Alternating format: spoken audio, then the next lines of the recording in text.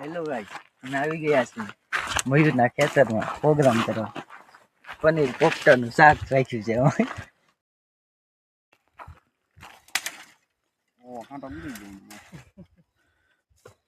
ચેતન ને કરણ બે ચૂલો બનાવે છે.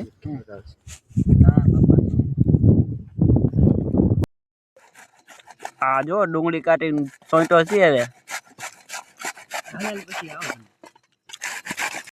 હવે આપણે આમાં ચણા પછી ડુંગળી છોલેલી અને ટમેટા છોલેલા અને થોડુંક મરચું નાખે છે ચેતનભાઈ. અને આ કરણભાઈ એમ કે જી બટ મરચું જાજુ ન નાખતો નકર તીખું થાય.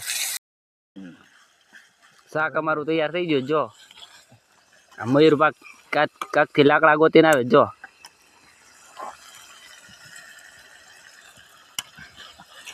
હેલો ગાઈસ, શાક અમને બનાવી દીધા. આપણે જમવાનું ફૂલ તૈયાર થઈ ગયું છે. આ છે ડુંગળી, આ છે કાકડી અને ટમેટા, આ છે આપણું પનીર અને ચણાનું શાક, અને આ રોટલી, આ છે ચેતન, આ છે કરણ અને આ છે હું.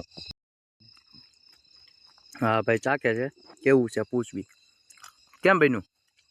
ઓકે ભાઈ બનાવે એમ છો કઈ ઘટે. હા એમ કેમ બન્યું? એક નંબર હતો. તો વાંધો નહીં. હા જો કોકના ખેતરમાં પોપટા સોરવા આવ્યો હે. કોક આવે નહીં, આમ જોવું પડશે. અંધારાનું ચોકે કોઈ આવશે નહીં. આ તો જો ઢગલા કર્યા છે હાથમાં, અને આ તો જો હજુ ઉખાડે જ છે કોકના પોપટા. પ્રોગ્રામ પતી ગયો છે. આ પાણીની બોટલ હવે અંદર ચડાવે છે અને હવે અમે નીકળવી છીએ. Bye bye guys,